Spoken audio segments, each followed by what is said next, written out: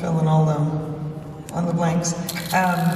So there's a list of bills. There's an abortion act, literally, that was cleaned up. So, like you said, when these lawsuits are over, and we will win, we will be the strictest abortion regulated state in the nation, period. So, of course, in the pro-life movement, and a lot of you are here, it's kind of like a family reunion, right? There's a couple of cousins you hope don't show up, kind of thing, you know? So that is just natural, and that discussion within the pro-life movement is healthy and good, and we should have it, because there's all kinds of, should we do this, should we do that? And those discussions have really been like tossed around for about 20 years now in the legislature.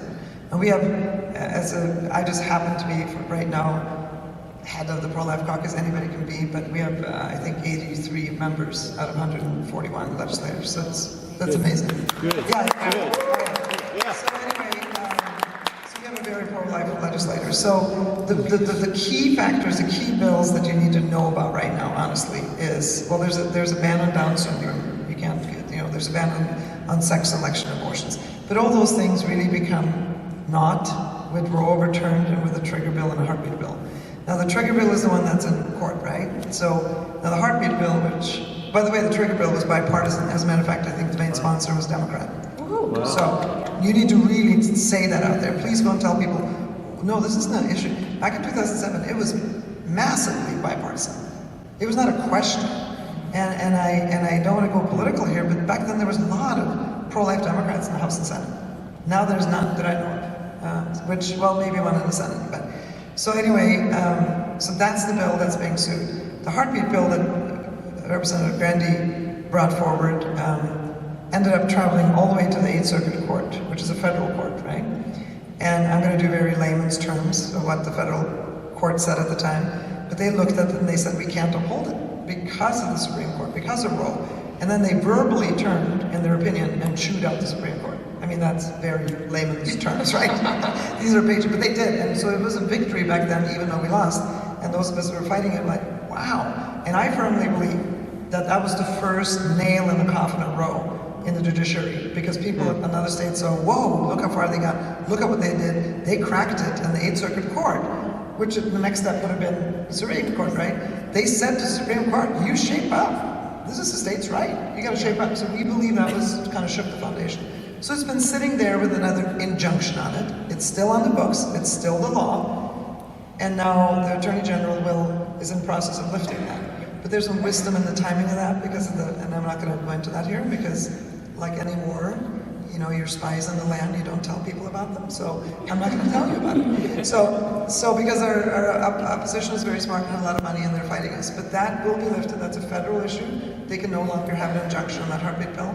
And that is when there's a detectable heartbeat with no rape and incest exceptions, abortion is gone. And the abortion industry hates heartbeat bills. They do. Look what happened in Texas. We can get into that. So that's sort of the key bills. There are other ones, but we're in the process right now of rewriting some of those because when abortion is banned, we don't need all those other things that we've snuck in, right? Yep. So. Well, the abortion fight has been a long-going thing, and it's not like one day I walked in and said, North Dakota's going to pass a heartbeat bill. It took a while for me to get that written and ready to go. And we started out with testing the waters of what would happen as we start to do this plan. And so the first bill that was a really big issue was a bill that I sponsored that would say that there has to be an offering for the ultrasound to be shown to the mother and the heartbeat heard.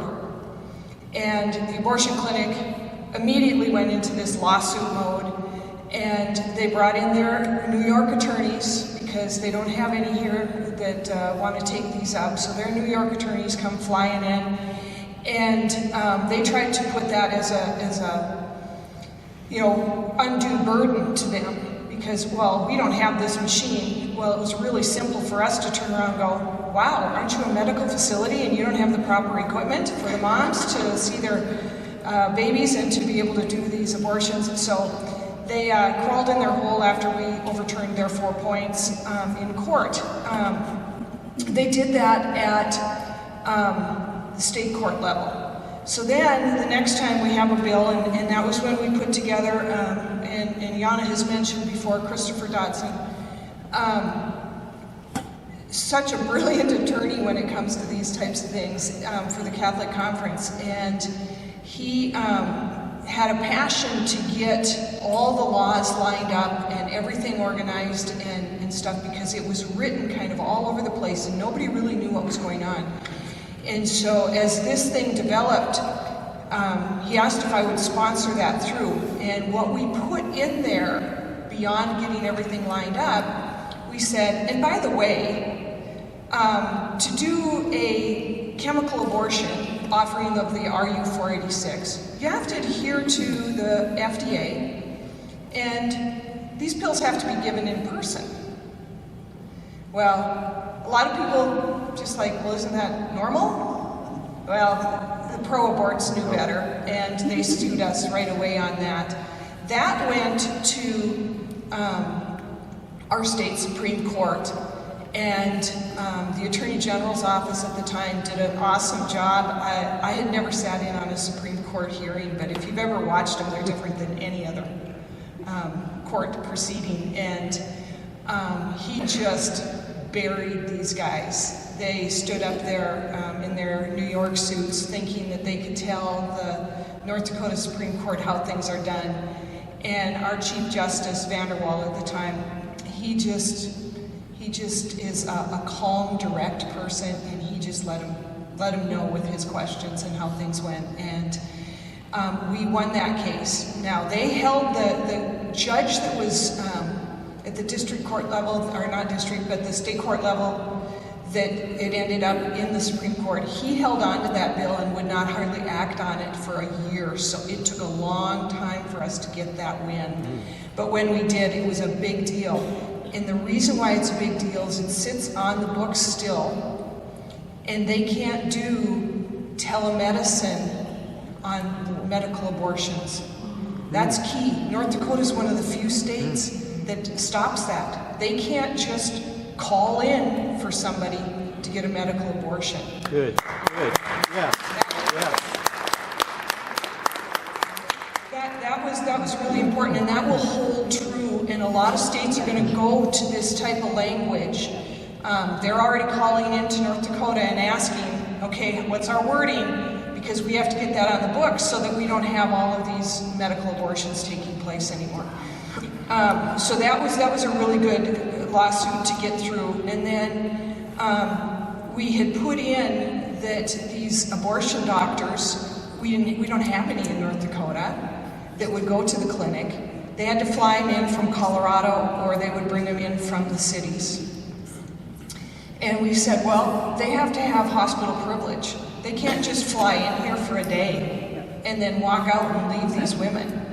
And so they had to adhere to privilege. They had to have a hospital to give them privilege.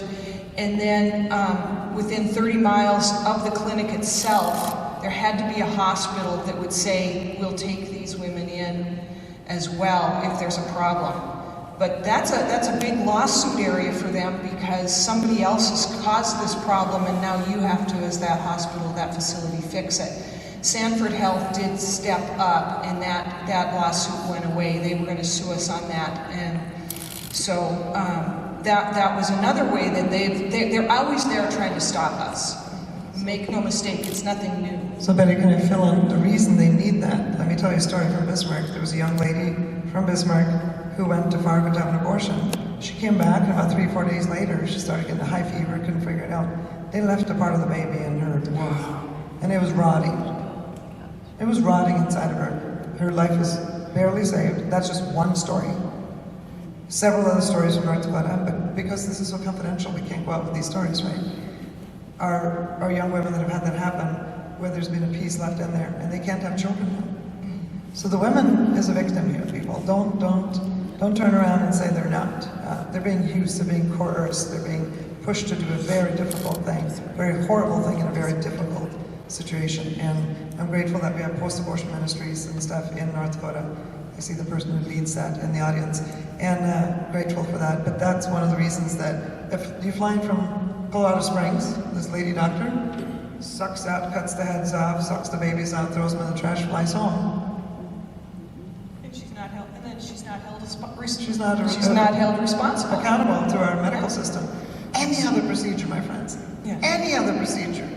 That would be outrageous, right? You know, if I think my mic is on. Is it on? Okay. Yeah, there's an attorney out of New Mexico that is working on a class action lawsuit of women who have been victims of abortion. And let's not parse words. Women have been lied to as well. And a lot of these procedures, Abby Johnson is watching a movie Unplanned. They don't quite tell, even with the chemical abortions, they don't quite explain what the risks are and what the experience is going to be like, and it's very traumatizing. Janne Morano, who is involved with Rachel's Vineyard, expressed something at a summit I was just recently at. She said, when you go to an abortion clinic, you're going to a place, it's this sort of dark place, and you're having somebody do something to you.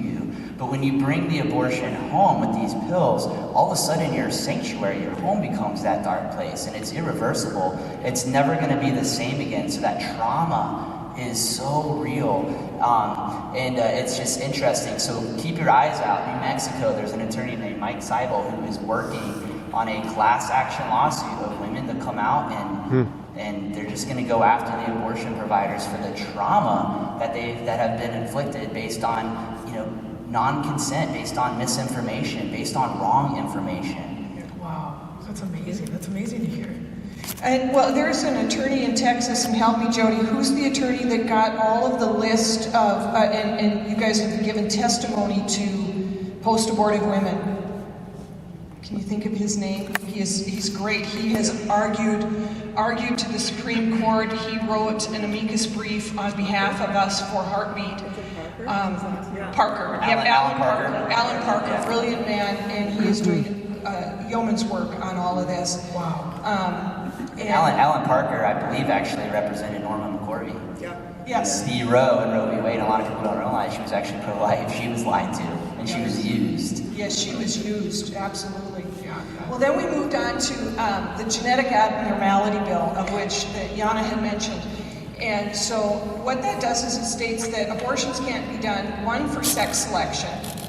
And the key to that was to get something like that on the books, because not so much for North Dakota issue, but they fly women in from all over the world, because if you think about it, there's nations that don't want baby girls born because you can only have one child and you want your boy for the namesake. So they fly them in to New York, and there's thousands of abortions done for that specific reason from all over the world in certain states, and they're mostly landing point states. So obviously they're not making that jump to North Dakota, but we wanted to make that point when we did that. And the genetic abnormality, North Dakota is the only state in the union that passed the full abnormalities piece. Most states after we did that only took the Down syndrome portion, which is, it's key and it's great and it's wonderful, and I'm so happy that it became a national issue that Down syndrome children are beautiful and should be born and not discriminated against in the womb.